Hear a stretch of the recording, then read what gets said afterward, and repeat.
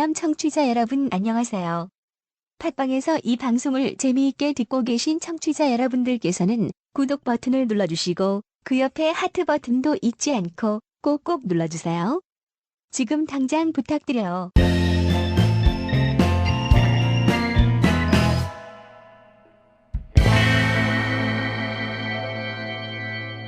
네, 그래서 저희가 아까 말씀드렸던 그 쯔꾹응으 이 베트남의 국어 현재 쓰고 있는 알파벳을 차용한 방식에 대해서 조금만 더 다시 설명해드리면은 이거는 베트남어를 표기하기 위해서 로마자를 이용한 문자체계로 고안된 건데요. 그렇죠. 16세기에 시작된 거는 포르투갈 선교사들이 베트남어를 로마자로 적는 첫 시도를 했고 17세기에 알렉산드르 드 로드에 의해서 베트남 국어 현재 성조를 포함하는 알파벳 영어가 생겼다. 고안이 된 거죠. 그렇죠. 그런데 이게 이제 프랑스 식민 지배 시절에 1885년도 청불 전쟁에 승리한 프랑스는 베트남에서 프랑스어의 공용화를 원활하게 추진하기 위한 수단으로 이 로드, 이 알렉산드 드 로드의 방식인 찌꼬응어를 베트남에다가 본격적으로 도입을 했죠. 때를 박은 겁니다. 이게 마치 우리 일본의 시대 때 그 창씨명 시키고 약간 그런 거 아닌가? 시다바리. 하지만 우리 세종대왕은 위대하셨기 때문에 대단한 사원이에요. 왜냐면 그 뭐랄까 그 어족을 공부를 하면 있잖아요. 네, 한국 어족은 되게 스페셜하대요.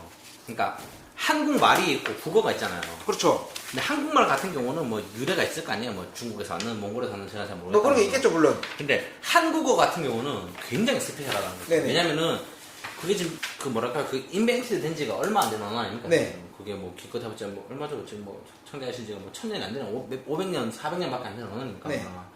그런 언어 같은 경우는 되게 스페셜한 영어고, 그리고 그 이외에 나온 언어 중에서 뭐 그 에스페란차인가 뭐 최근에 그 어디고 네네네, 에스페란토어 만든 거죠. 예. 인공어 최초의 인공어. 사실은 그건 안 팔리는 거고. 그렇죠. 그래서 한국 같은 경우는 지금 아프리카 쪽에 쓴다고 그러더라고요. 아, 네. 그거 왜냐면 이제 모든 언어를 다 표시할 수 있는 그 표기가 과학적인 되니까. 방법이니까. 그러니까 한국어는 조선어는 좀 그게 과학적이고 뭔지 모르지만 국어 자체는 굉장히 좀 이게 한글 자체는 리스펙을 해야 된다고 보는데. 아, 그렇죠. 이게 그 사람의 말하는 이 입 구강 구조를 따서 만들었다고 하잖아요. 그래서 뭐 실제 그 베트남의 그 난해한 발음들도 적어서 있거든요, 사실 한국말로. 그렇죠. 한국말이 표현하지 못하는 건 오직 성조를 표현할 수 없을 뿐. 없을 뿐이죠. 네. 모든 단어를 뭐 이럴 땐뭐 백 뭐 이런 거 표현하잖아. 뭐 좀 왜날 백 이라는 그 우리 옛날에 문락 이준이 형님. 이준이 사랑합니다. 하여튼 이 식민지 프랑스 식민지 초기 시절에는 이게 서양 제국주의 국가에서 들어온 문자라고 해가지고 베트남 민족주의자들이 이걸 쓰면 안 된다. 약간 우리가 그랬던 것처럼 그렇죠. 일본어를 쓰지 말아야 된다는 것처럼 반대했으나 이 문제가 뭐냐면은 원래 기존에 쓰던 찌놈도 똑같은 거야. 짜장면 아저씨들이 쓰는 언어였잖아. 그렇지, 그것도 있는 놈 그 네네. 부자들이 짜장면이니까. 그래서 이제 서양에서 들어온 저 스파게티냐 짜장면이냐 쌀밥은 아니고 둘 중에 하나 골라야 되니까 에이씨 모르겠다 스파게티나 먹자. 둘 다 맛있어. 둘 다 맛있어. 왜 그랬냐면은 네. 어쨌든 우리 세종대왕 같은 경우에는 위대하셔서 그렇죠. 우리만의 언어를 쉽게 만드셨지만 여기는 원래 있었던 게 한자어 방식, 새로 들어온 거는 서양 애들이 쓰던 방식 맞아. 두 개인데 이 한자어 방식은 배우기가 너무 어려워서 너무 어려워요. 그래서 이 문자, 이 교육 이런 도입이나 뭐 이런 것들을 위해서 그 라틴 쯔꾸응우를 도입했다. 도입했다고 합니다. 저희 이쯤에서 지금 세종대왕께 박수 한번 하고 이렇게 감사드립니다. 대단하신 분이에요, 사실 근데. 위대하신 분이시죠? 그리고 나서는 또 언어학적으로 좀 더 가다 보면은 이제 일단 그 베트남의 표준어는 아까 말씀드린 그 통킹어, 그 북부 쪽 그 방언이 이제 이 통킹어가 또 전문적인 분야, 통킹만하고 관련이 있나요? 맞죠, 통킹만 있으니까. 네. 그러니까 뭐 언어학적으로는 그쪽에 요 동네 사람들이 쓰는 말을 통킹어라 그러는데요. 그래서 하노이 쪽 방언이 이제 당선이 된 거죠. 그리고 이제 뭐 1975년도에 이제 완전히 전쟁이 끝이 나지 않습니까, 애들이. 베트남전도 끝나고 프랑스전도 끝나고 하다가 마지막에 이제 그 저희가 뭐 베트남전에서 언급드린 것처럼 사이공이 함락되면서 이제 헌법에 제정되면서 그때부터 이제 표준어가 됐다 그러더라고요. 1975년도 4월 30일이 뭐냐면 이제 그 탱크가 이제 그 남베트남 대통령궁을 침범할 때인데 그게 딱 넘어지면서부터 이제 법을 제정할 때 이제 그 통킹 쪽 북부 베트남 사투리가 표준화가 됐다라고 하는데 그래서 실제로 저 같은 경우는 뉴스를 보면은 그게 뭐랄까요 그냥 저는 그 북부 쪽 말을 많이 쓰는데 또 다른 친구분들 얘기하니까 또 남부 쪽 얘기도 많이 쓴다 방송에서 뭐 이런 얘기를 해가지고 어차피 표준어는 맞죠. 지금 현재 하노이 말이 표준어로 되어 있고요. 뉴스를 보면 다 하노이 말로 하죠. 네네네. 그래서 제가 알기로는 예체능 예능 프로그램 보면 남부 쪽 말을 좀 쓴다고 제가 들었는데 그렇죠. 보통 이제 그런 엔터테인먼트 쪽은 또 남쪽이 발달해 있다 보니까 네네네. 그럼에도 불구하고 가수들은 또 하노이 말로 노래를 또 하고 있죠. 그렇죠. 뉴스 하노이 말로 하고 네, 저희는 수도에 살고 있고 네. 저희는 수도에서 진행하는 베트남을 대표하는 방송 굿모닝 베트남입니다. 네. 이거를 잠깐 또 얘기하고 넘어가는 건 이 베트남 하노이 말이 수도 언어여서 보통 하노이 말로 많이들 배우시는데 하노이 사람들한테 물어보면은 본인들도 쓰고 있는 사투리가 있다라고 그렇죠. 얘기를 해요. 있죠. 이를테면은 애매한 건데 베트남어에 당근을 뭐라고 하는지 아십니까? 까롯 이럽니다. 까롯이요. 근데 베트남에 이제 알파벳 R 발음이 사실은 우리가 알고 있는 R 발음이 아니라 D 발음이랑 비슷해요. D 발음이랑. 그래서 그래서 지읒의 중간 같은 실제로는 이게 까섯 이래야 되는데 이렇게 되면 약간 좀 그 페퍼 그렇죠. 까페퍼야? 그거야? 그렇죠. 그거야?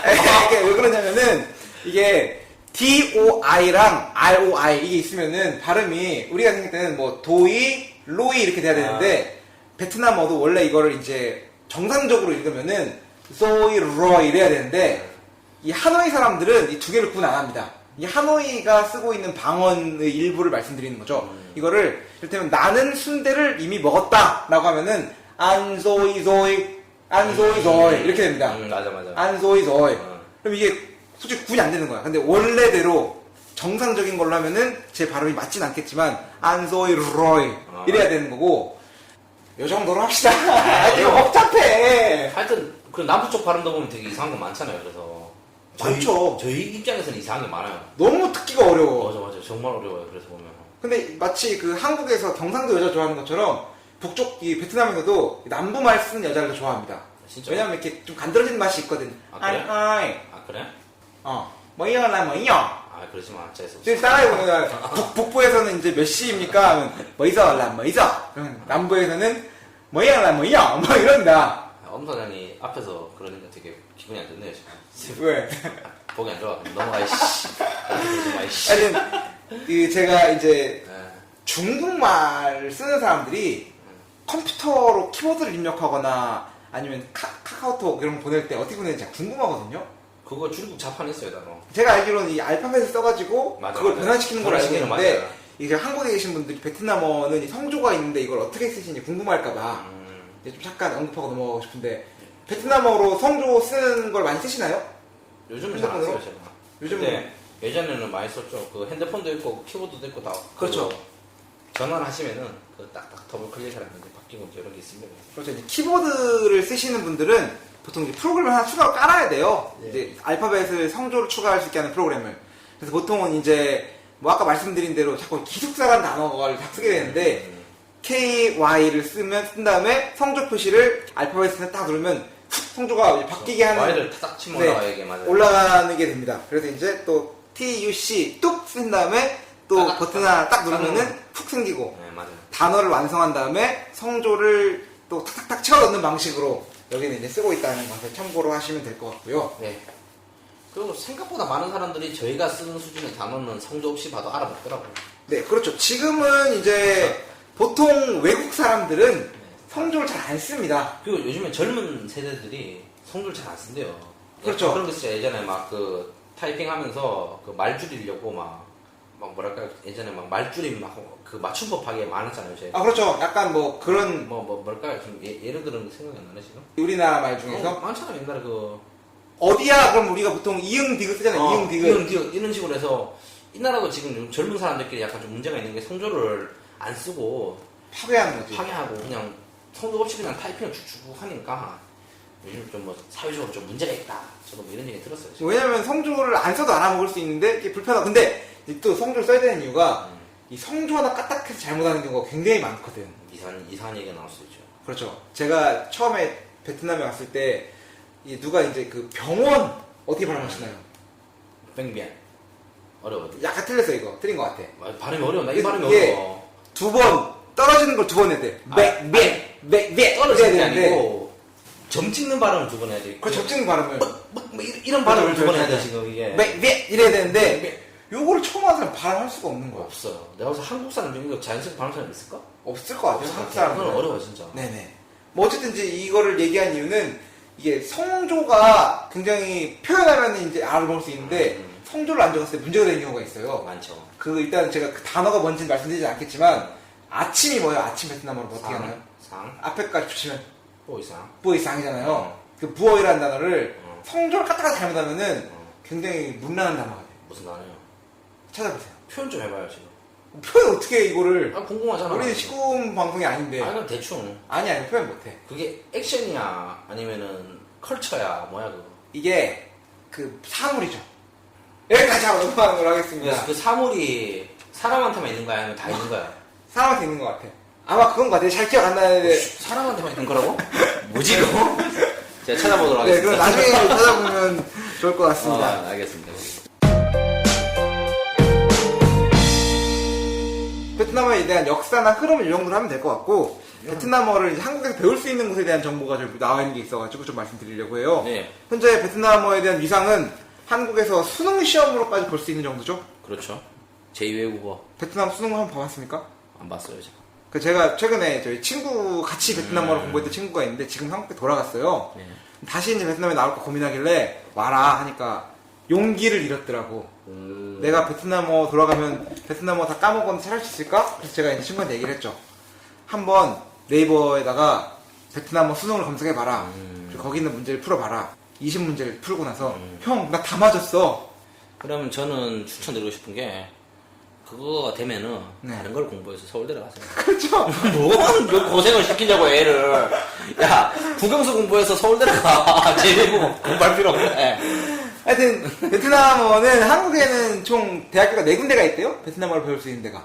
어디 좀 한국외대. 그 H외대. 아 한국외대. 한국에대는 우리 안성기 안성기가 뭐죠? 안성기 커피는 맥심. 그렇죠. 맞아. 그분이 이제 내가- 한국외대 베트남어과를 졸업하셨는데 당시에는 이제 베트남어가 수교하기 전이었고 할 일이 없어가지고 배우를 시작했는데 대박이 나셨다고 그러더라고. 그렇구나. 그리고 또 부산외대, 부산외대. 청운외대, 청원외대. 그리고 하나는 이제 어마무시한 서울대 아시아 언어 문명학부 동남아 전공 문명학부는 뭘 배우는 거야? 뭐 그런 데가 있답니다. 그 학교 중에 문명 게임을 하나? 바바에투 알아요 혹시 노래 그거? 모릅니다. 그 OST가 있어요. 기가 막힌 노래가. 바바에투 뭐 이렇게 나온 노래가 좀 기억이 안 나는데 하여튼 씨. 그리고 또 다른 방법이 뭐가 있을까요? 공부하는 방법. 베트남어를 배우는 방법에 대해서 그렇죠. 뭐. 얘기하면 일단 인강 들을 수가 있겠죠. 그냥 뭐 쉬운 스쿨도 있고 뭐. 그리고 시원스쿨도 있고 베트남에 인터넷 찾아보시면 뭐 많은 분들이 계십니다. 우리 그 예쁜 우리 저기 선생님이 성함이 생각이 안 나는데 팬입니다. 네 그런 선생님들이 또 가르쳐 주시는 분들이 있어서 공부하기가 좋은 것 같고. 그래서 뭐 사실은 저도 이게 모르겠어요. 이게 영어 공부 어떻게 하셨어요? 근데 전 영어 공부를 외국어 공부에 대해서 저희가 한번 묻고 싶어요. 왜냐면은 그러니까 예를 들면 베트남어 같은 경우를 네. 좋아요. 학교도 있고 뭐 학원도 있고 인터넷 강의도 있고 다 좋은데 어떻게 하면 좀 쉽게 배울 수 있는가? 드라마를 봐야죠. 드라마를 봐야 돼. 네. 영어 공부 어떻게 하셨냐고 묻는 거예요. 영어 공부를 저는 진짜 거짓말 하나도 안 치고 네. 초등학교 때부터 네. 대학교 때까지 음, 그냥 공부한 적은 없고 그렇죠. 그냥 뭐가 있으면은 수업 시간에 그냥 가만히 앉아 있고 알파벳 읽을 정도는 됐었고요. 그다음에 제가 이제 지난번에 말씀드렸던 것 같은데 미국에 가면서 제가 맨 처음에 미국에 도착해가지고 내가 캐리어가 2개가 있는데 캐리어 두 개가 많잖아요. 좀 못 나가는 거야 버스 정류장에서. 근데 배가 고파서 내가 맥도날드 가서 햄버거도 사 먹고 싶은데 네. 캐리어를 못 들고 나가 있어서 그 버스 안내양 같은 사람한테 안내양 있어 미국에? 아니 안내양이 아니라 야 지금 그 판매하는데 거기다가 잠깐 이 짐을 맡아주세요라는 못 하겠더라고. 맡아줘달라고 하지. 그냥 플리즈. 그렇죠. 플리즈 이렇게 해달라고 하면 되는데 그 말이 안 나와가지고 힘들었었는데 어쨌건 그 1년 정도 그냥 미국에 여기저기 그냥 따라다니면서 밥이라도 먹으려고 하다 보니까 그냥 생계가 난 게 제일 큰 포천입니다. 어부 사장 같은 경우는 이제 먹고 살려고 한 거고. 그렇죠. 그리고 저 같은 경우는 제가 일전에 말씀드렸다시피 저는 언니랑 잘 지내려고. 뭐 아니 그런 거 아니야. 그 친구 꼭 결혼해요. 지금. 다시 말하자면 엘라 그 결혼 축하해. 내가 우리 방송 안 들을 것 같은데. 저는 길거리에서 배웠어요. 술 먹고 배운 영어를 가지고. 아, 그러니까 언어를 배울 때 두 가지가 있잖아요. 엄 사장님처럼 먹고 살라고 배운 영어가 있어. 그렇죠. 우리가 예를 들면 어디지 그 뭐 인도네시아가 아니라 예를 들면 그 에티오피아 한복판에 떨어졌으면 네. 영어도 안 되는 나라에 떨어졌으면 먹고 살려면 영어를 배워야 되는 거야.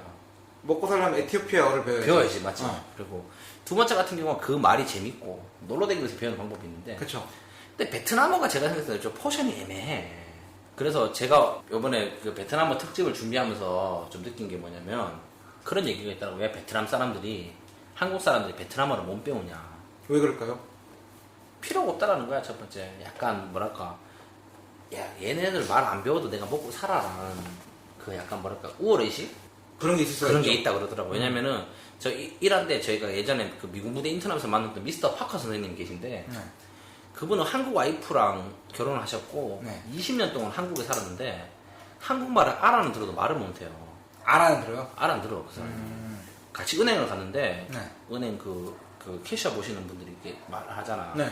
예, 당신네 그 집에 전기세 납부를 해야 되고 이런 얘기 하니까 다 알아들어. 다 알아들어. 말을 못하니까 날 데리고 간 거야. 아. 그게 뭐냐면 내가 물어봤어요. 그 미스터 퍼크한테 우리 썰 하면서 why don't you run the Korean 이렇게 하니까 얘기가 돈 네스서리라는 거야 그 사람은. 그렇지. 영어만 써도 다 되는데. 미국 무대에 있으면서 영어만 있으면 되니까. 근데 첫 번째가 한국 분들이 좀 베트남어가 안 되는 이유가 첫 번째 그게 아닌가 싶어. 회사를 가면 통역이 있고 그쵸. 나와가지고 바우뉴 게임만 하면 되는 거야. 얼마야. 그렇죠. 그런 사회에 있다 보니까 첫 번째가 좀 말을 좀 안 배우시는 것 같기도 하고 네. 두 번째가 좀 뭐랄까 그런 영향이 있어서 그런가 좀 재밌게 즐기지 못하는 것 같아요. 언어를 배울 때. 여기서 잠깐 이제 독특한 거를 좀 짚고 넘어가면은 한국에서 외대 4년을 졸업하고 나서 베트남어를 잘 하는 사람이 별로 없어요. 당연하지. 영문과 나와서 영어 못하는 거랑 똑같은 거야. 영문과 나오면 영어 잘하지. 말하는 건 잘 못해 사람들이. 근데 그래도 영문과 나온 애들은 또 자존심이 있어서 영문과 나왔는데 영어는 좀 그렇잖아. 그렇지. 영문과 나오는 영어 잘하는데 어쨌건 지금 말씀드리고 싶은 거는 베트남어학과 4년을 졸업해도 통역은커녕 일상적인 대화 정도만 좀 할까요? 그런데 신기한 거는 여기 베트남에서 한국학과를 졸업하는 사람은 4년 졸업하면 비즈니스 통역을 합니다. 이게 방금 말씀하신 그 내용이랑 비슷한 것 같아요. 맞아요. 우리나라는 베트남어를 배우는데 그냥 뭐 어쩌다 보니까 여기 전공하게 돼서 그냥 하게 됐지만 이걸로 뭐 내 생존에 연결되는 게 아니기 때문에 그렇게 열심히 할 용기를 내지 않는 것 같고 이게 열정이 없는 것 같고 이거는 뭐 엄사장님의 개인적인 생각입니다. 제 생각입니다. 아니 저는 맞는 것 같아 사실은. 그리고 근데 여기 나라 사람들 같은 경우에는 한국어를 배울 때 생존이잖아. 목숨을 걸고 배워야 되더라. 요거를 배웠다 하면 인생이 바뀌는 거야. 그렇지. 요거를 배웠다 하면은 고작 3일, 4일 이래가지고 친구들이 한 달 일해서 벌 수 있는 금액을 벌 수 있는 그런 포지션이 되는 거잖아.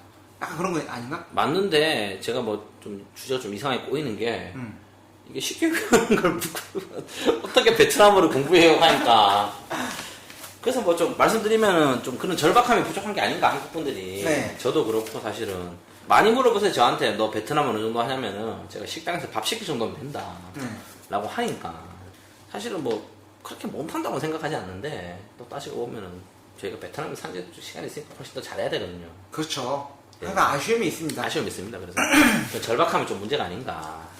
뭐 이거 제외하고 또 뭐 쉽게 배울 수 있는 방법이 없을까 베트남어를 한번. 베트남어를 쉽게 배울 수 있는 방법 주어라 하는 건데 이제 그런 뭐 어떤 방법이라기보다 베트남어를 배운 나만의 노하우나 뭐 이런 거를 얘기하면 되는 건가요? 뭐 그렇죠. 뭐 저희끼리 뭐 저희가 뭐 어디 건방지게 뭐 다른 얘기 하겠습니까? 그렇죠, 그렇죠. 제가 이제 베트남어를 공부하는 노하우에 대해서 좀 뽑아봤는데 일단은 베트남어 같은 경우에는 태국어는 그렇대요. 태국어 같은 경우에는 문자가 너무 어렵다 보니까 문자가 약간 아랍 문자 비슷한 걸 쓰죠. 그 친구들이. 태국말이나 아랍말 같은 경우에는 말부터 배워야 돼.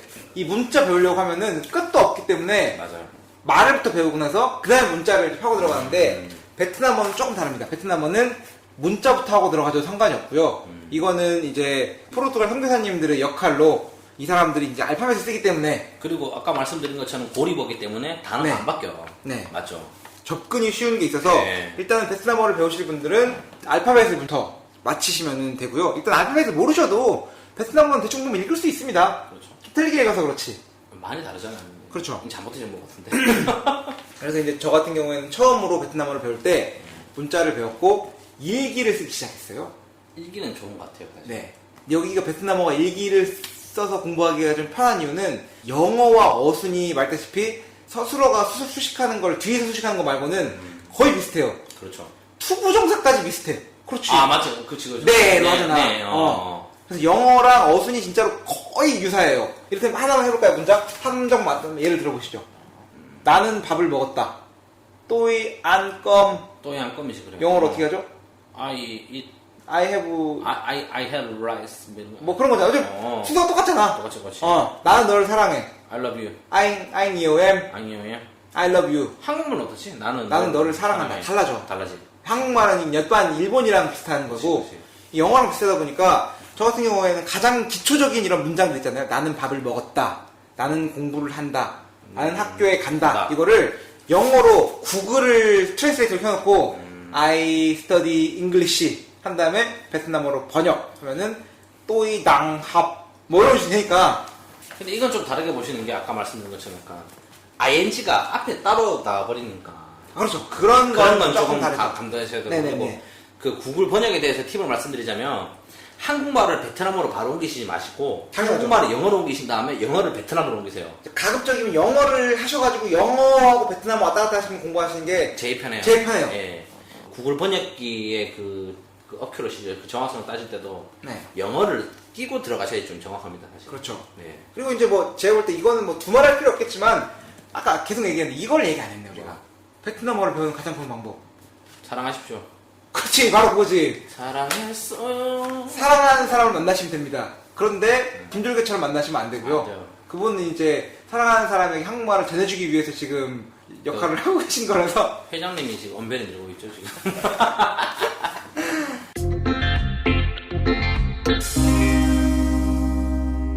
그리고 성조가 안 어려웠어요 공부하면서. 성조가 개 어려웠죠. 왜냐면 제가 방송에 이제 말씀드린 것 같은데 대구 사람에서 되게 저는 되게 어려워요 이게. 대구 사람이 더 쉬운 거 아닌가? 아니에요. 경상도에 성조가 있으니까. 그러니까 대구 사람들 말투가 약간 끝이 다 내려가다 보니까 저는 평서문도 내려가는 말로 들리고 좀 엉망진창으로 들려요 사실. 그래서 제가 뭐 응감 명령일 수도 있고 사실. 아, 그렇지. 베트남에 어려웠던 게 그거야. 맞아. 얘네들은 뭐야, 한국말은 그래도 물어보는 건 물음표야. 맞아. 근데 그리고 없어. 여기는 물어보는 건 올라가잖아요. 밥 먹었어? 써? 배고파? 그러면 답은 뭐야? 배고파. 근데 하면 이게 끝이 내려오면은 평서문, 끝이 올라가면 의문문인데 얘네들은 그게 없어요. 맨 끝에 있는 단어가 어떠한 단어인가에 따라 달라져요. 조이냐 처에 따라 다르기 때문에 그렇죠. 이상해져요 그러니까. 그렇기 때문에 이제 확 내려가는 거야. 마이 이렇게 되면은 뭔가 끝나잖아. 엠다 안껌 이렇게 문장이 틀린 것 같은데 어쨌든 이렇게 이렇게 내려오면은 내려가는 건데 이건 질문이야. 맞아 이상해. 또 두면 뭐냐면 대라는 게 있는데 이걸 붙이면 요거는 질문이야. 뭐 이렇게 헷갈려. 이상해요. 그래서 그런 거 같은 경우 좀 되게 의문스럽고 그래서 제가 예전에 선생님한테 물어본 적이 있어요 그걸. 뭐라고? 노래 부를 때 성조를 어떻게 하냐고. 아, 이게 제가 이제 교회에서 노래를 부르다 보니까 오. 와, 쟤들은 나 작곡가가 진짜 힘들 것 같아. 맞아. 진짜 그 우리 래퍼들이 그 랩 가사 쓸 때 그 그렇죠, 단어들 하는 그렇죠. 것처럼. 맞아. 이게 그 라임과 이 플로우를 고려하면서 쓰는 것처럼 이 사람들이 노래를 부르면은 이 성조를 내가 볼 땐 한 100%는 절대 못 지키고 한 60% 정도 지키는데 거의 안 지킨다고는 하는데. 그래도 너무 안 지키면 너무 문제가 맞아. 생기니까. 그러니까 보면 되게 기가 막혀요 애들 보면. 아, 진짜로 노래 불러보면 제가 이제 교회에서 이제 베트남어로 노래를 좀 불러보면은 노래 한번 불러주시죠. 기가 막히게 맞습니다. 노래 한번 불러주시죠. 아, 제가 그 베트남어 노래는 아직 기억을 못해서. 하여튼 첫 번째 대안은 여자친구를 사귀고 남자친구를 사겨라. 두 두 번째가 번째는 language exchange. exchange. 여자친구나 남자친구가 아닌 친구들을 사귀는 거죠. 그렇죠. 세 번째가 베트남 사람만 가는 데 가면은 뭐 배우실 거예요. 베트남 사람은 어디를 가죠? 베트남 사람만 있는 회사를 가거나 네. 베트남 사람만 사는 동네를 가면은 밥 먹으려면 배워야지. 뭐. 배워야죠. 그렇지 어쩔 수 없어요. 제가 봤을 때 언어는 좀 재밌게 배우면 좋은 것 같아요. 저는 그런 경험이 있어가지고. 그렇죠. 2%가 배운 것처럼, 2%가 영어를 배운 것처럼 이렇게 그냥 스트리트에서 맥주 한잔 하면서 배우는 게 가장 좋은 거 제일 좋은 영화 아니겠습니까? 같아요, 사실은. 네.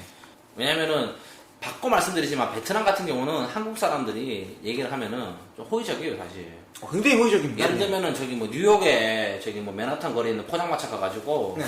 분위기 잡으면서 어디 뭐 오뎅 하나 시켜놓고는 야 내 영어 배우고 싶다고 하면 애들 웃을 거야 이놈이 씨 하면서 이렇게. 그렇죠. 뭔데? 공짜로 영어를 배우려고? 혹시 뭐 이런 느낌일 건데 여기서는 대야. em muốn giúp anh. 내가 오빠를 도와줄게요. 뭐 이런 분위기다 보니까 사실은 좀 좋다고 생각해요, 여기서는. 뉴욕에서 그럼 끔찍할 것 같아. 사랑하자. 사랑하자.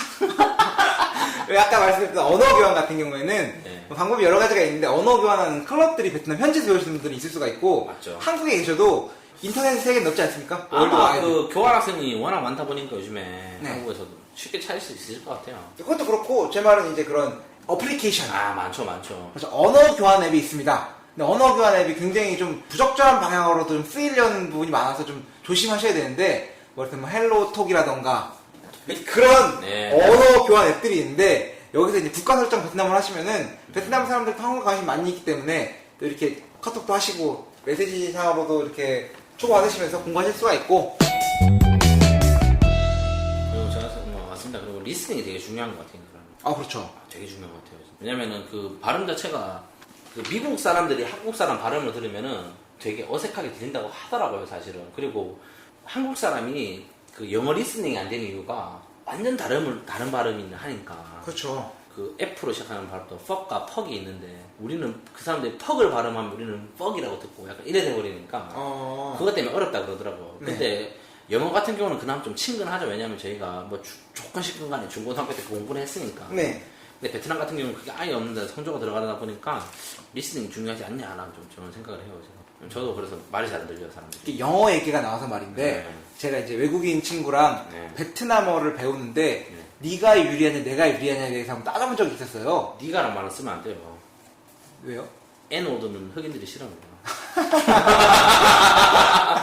네가 이런 말 쓰면 안 돼. 내가 내가 유리하냐 내가 유리하냐 따져본 적이 있는데 미국에 쓰면 총 맞아요, 어디 가서. 왜냐하면 이 미국인들, 이 아메리칸 잉글리시 스포큰 피플들한테 입장으로 봤을 때는 접근성이 좀 좋은 게 알파벳을 쓴다. 맞아, 되게 크대요. 그리고 이게 베트남 정부에서 지금 되게 좋게 보는 게 앞으로 무슨 뭐 인터내셔널한 사업할 때는 다 이게 먹히니까. 그렇죠. 그리고 심지어는 그 어플을 제작하거나 뭐 이런 것들 있잖아요. 이 중간에 변화를 할 필요가 없으니까 되게 좋대요, 이게. 맞아요. 중국 오면은 중국 간체자 뭐 들고 와가지고 그거 영어로 번역해야 되는데. 그렇죠. 그냥 그대로 타이핑만 하면 되니까, 애들은. 얘네들이 진짜 편한 게 알파벳을 쓰니까 영어 사고나 영어 호칭으로 된 거를 굳이 베트남어로 바꿀 필요가 없는 거야. 제가 지난번에 태국에 갔어요. 태국에 태국말이 이게 또 알아봐 갔잖아. 알았지. 그러니까 태국말로 써있는 걸 못 읽잖아. 알라우 아크바르 그러니까 막 이런 거. 태국 간판은 항상 옆에 영어로 된 게 있어야 돼. 맞아. 헷갈려. 영어로 찾아야 돼. 그래서 내가 참 베트남어가 똑똑한 언어라는 거라는 생각을 했는데 생각해보니까 한국말도 그러더라고. 외국 사람들이 보면 한국말 뭐 넣는지 하나도 모르잖아. 모르지. 영어로 써있는 거 봐야 되잖아. 근데 베트남 말은 그럴 필요가 없어. 그냥 영어는 영어 그대로 갖다 박아놓으면 되니까 굉장히 수월한 거야. 맞아. 그래서 이거 같은 경우는 그 뭐 제4의 물결 가족 이제 뭐랄까요, 인터넷 IT 뭐 이런 얘기 할 때 되게 큰 장점이래요, 지금 베트남은. 그러겠네요. 그래서 요즘에 또 베트남에 그 어플 관련해서 벤처 사업 기업들이 많이 들어오는 이유가 그 원 오브 더 리즌이라고 그게 되게 좋다면서. 외국 사람들한테는 이게 우리도 외국 사람이지만 영어 쓰는 사람들한테는 알파벳을 쓰기 때문에 뭐 좀 쉽다. 좀 이상하게 들려도 읽을 수는 있으니까. 그렇죠. 맞아. 그게 되게 큰 것 같아. 진짜 일단 언어 자체가 읽을 수 있는 걸로 시작하는 게 얼마나 유리해요. 커요. 맞아. 이를테면 뭐 한국말을 배우는데 알파벳을 읽고 시작하면 중요하죠. 중요한 거니까. 근데 한국 사람 입장에서는 한자어를 쓰고 있기 때문에 맞아. 기숙사가 기숙사인 장점이 있죠. 네, 맞아. 누가 더 유리한 것 같으세요? 미국 말을 배워야죠. 아니 그러니까 2% 입장에서는 서양 영어권 사람이 배우는 것과 한국어 아시아 한자권 사람이 배우는 것과 베트남어를 배우는데 누가 더 유리할 것 같은지 궁금해서 물어봅니다. 저는 미국 사람 같아요, 사실. 미국 사람. 그 문자의 친근성이랄까? 저는 그게 더 크다고 봐요. 저는 이 발음의 친근성인 한국말을 택하겠습니다.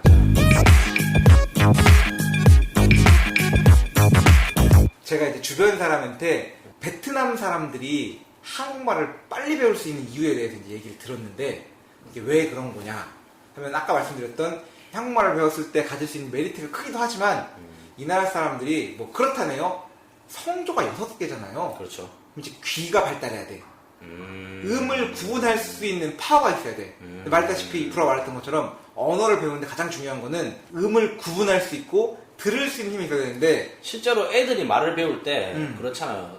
리스닝이 먼저 되고 그다음에 말이 나온다. 그렇죠. 맞아. 근데 베트남 사람들은 이게 미묘한 이 성조의 차이, 미묘하진 않아. 그럼 2의 2승과 2의 2승을 구별해요, 그 사람들은?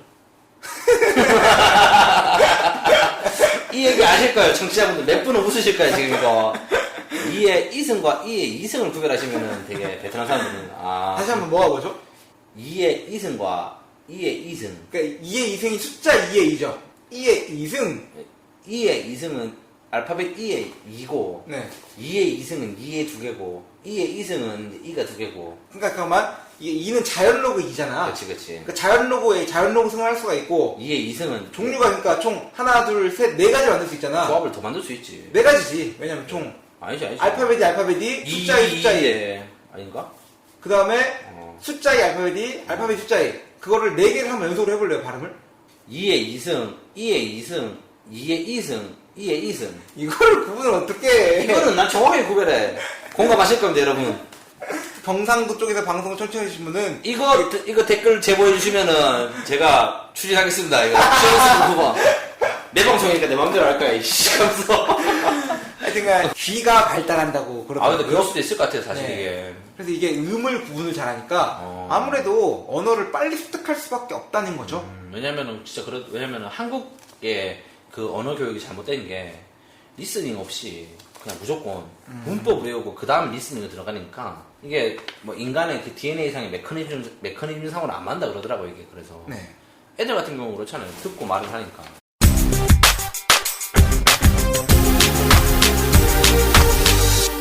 베트남어에 대해서 저희가 이번에는 좀 특징적인 면을 살펴보고 싶어요. 특히 뭐가죠?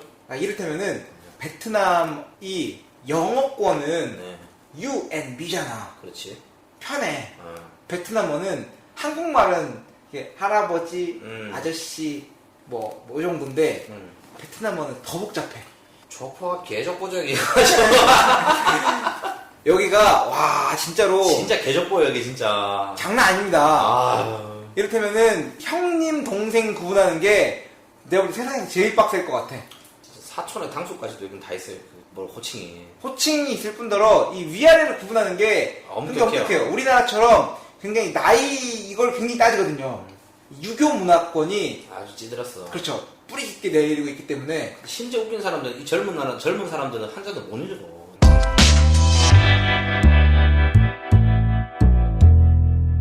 나이를 구분하는 게 베트남에서 어려웠던 건 뭐냐면은 누군가 사람 만나.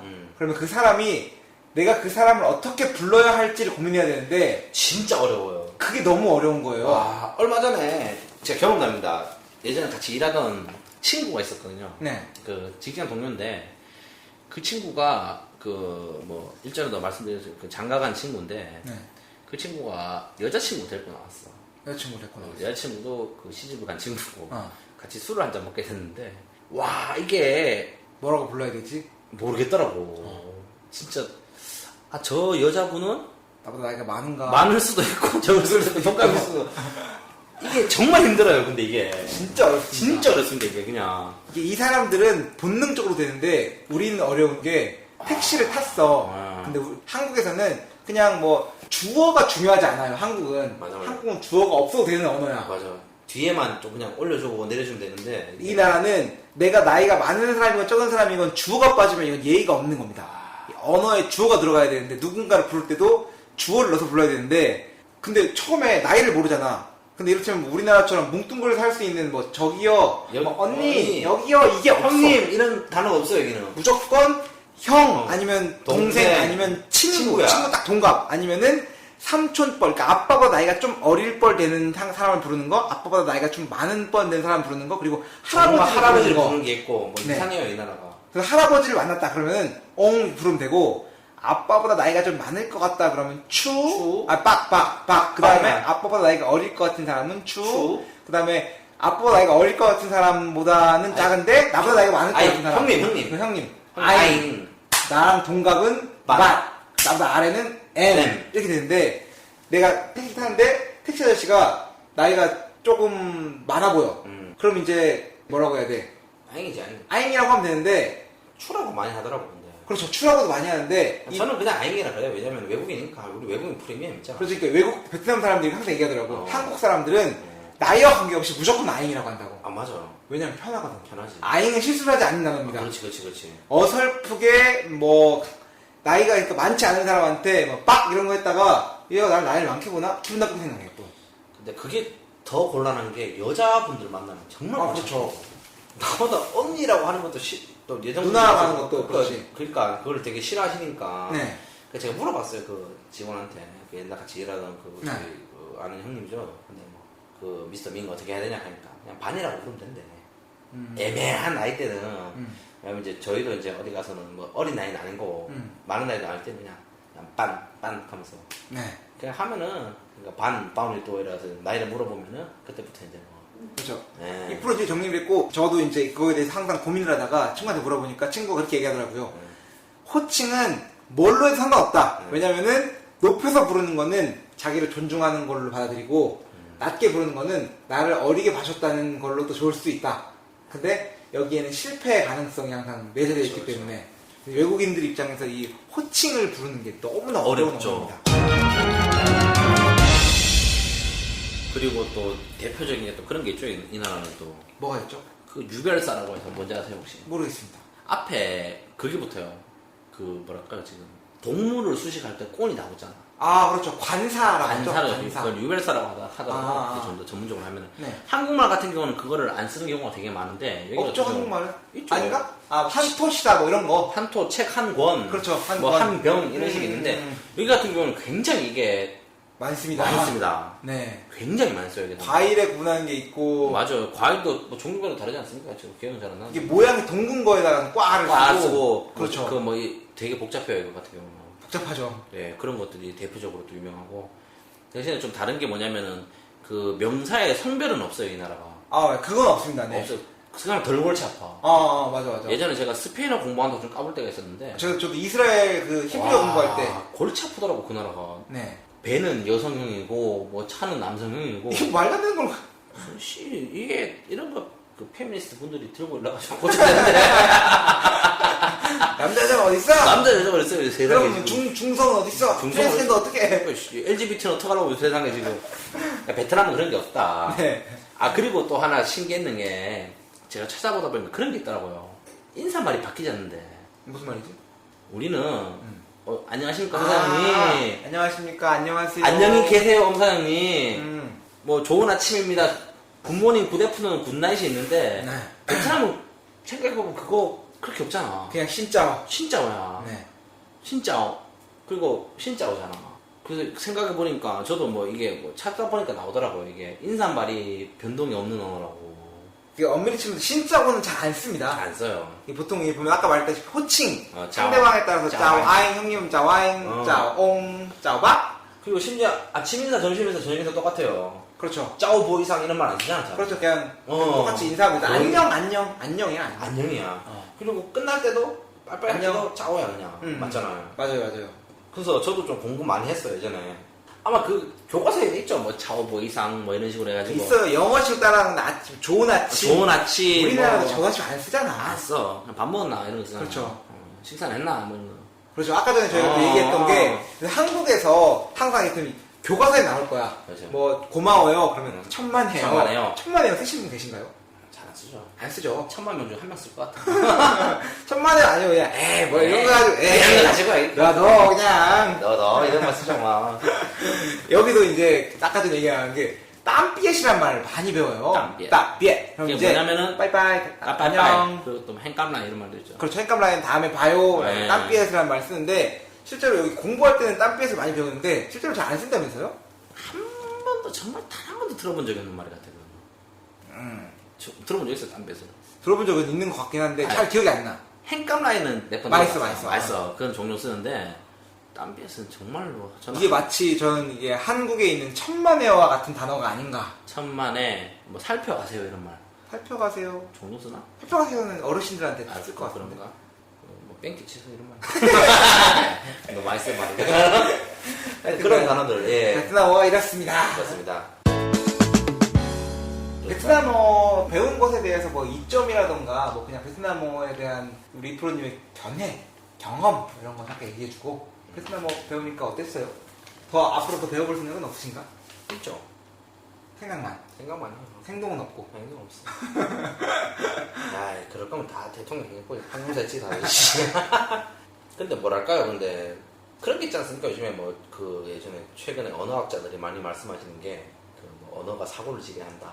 그렇죠. 사람 사고가 언어를 만드는 게 아니고 그 언어 체계가 사람 사고를 결정짓는다 뭐 이런 얘기가 많은데 언어가 생각을 담는 그릇이기 때문에 그릇이 되는 거죠. 언어가 없으면 그걸 내가 생각하고 있는 걸 표현할 수 있는 게 없는 거잖아. 그렇죠. 뭐 과거 이론 같은 경우는 사람의 사고 방식에 따라서 언어가 바뀐다고 했는데 네.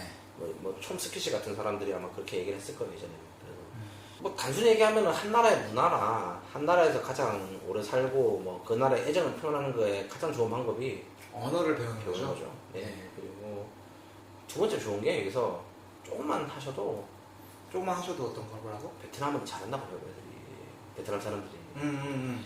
여기서 영어는 동시통역 수준 아니면 요즘 그렇잖아. 그렇죠. 아 그냥 뭐 미드 좀 봤구나. 너 팝송 좀 들었네. 이런 수준인데 베트남어는 좋은 이점이 뭐냐면 제가 생각했을 때 적당히 해도 사람들이 잘하고 있다 라는 얘기 들을 수 있으니까. 그렇죠. 그게 있잖아. 우리가 영어는 상대방의 영어 실력을 가늠할 수가 있어. 들어보면. 그 전투력 지금 우리는 스카우터가 다 있단 말이에요. 그렇죠. 드라곤볼의 스카우터처럼 삐삐삐삐 하면서 이렇게. 베트남어 같은 경우에는 주변 사람들이 하나도 모르기 때문에 그냥 대충 그냥 뭐 밥 먹었어요. 또 얀껌 이것만 해도 와 진짜 잘하는구나 싶어. 그리고 베트남 사람들 피드백도 그래요 사실은.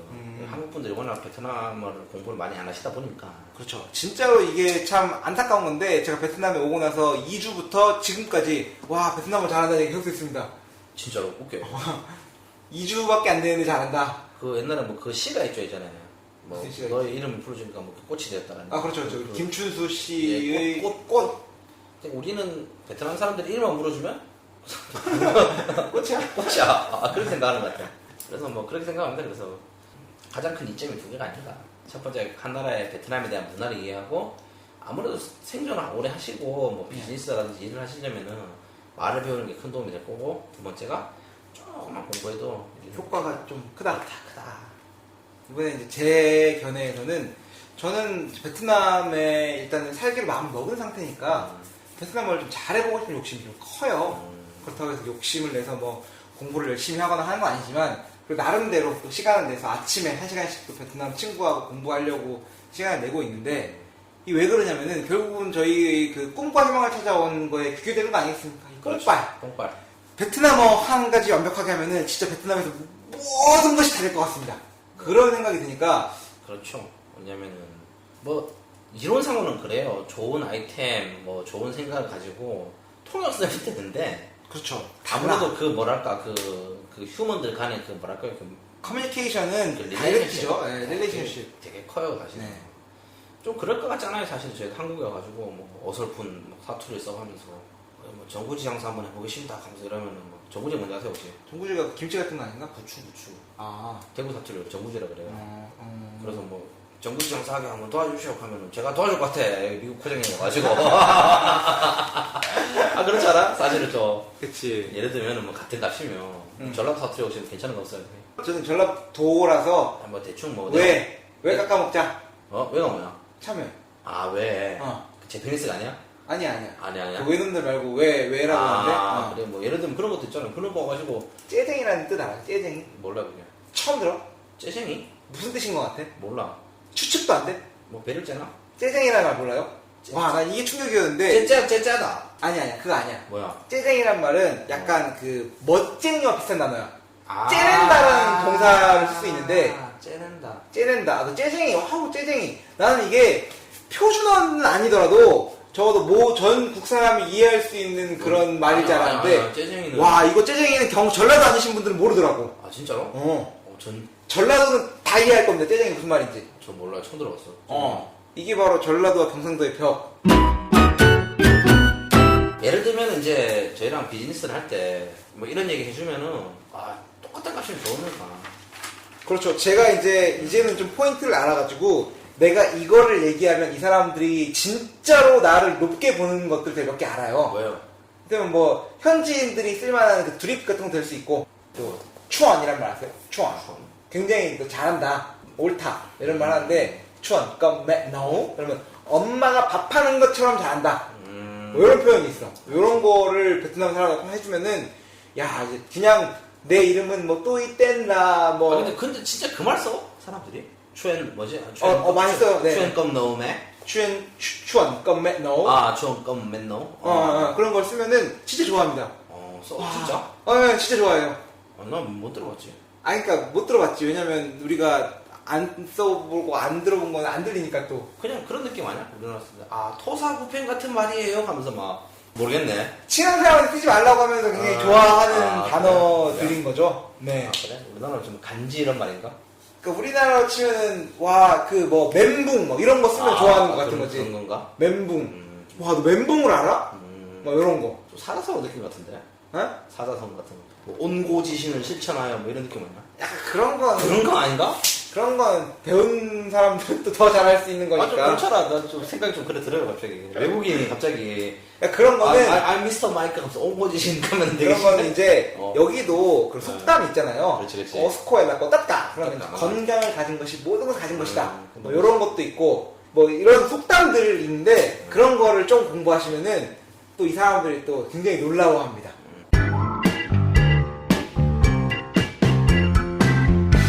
이게 제가 정말 걱정스러워요.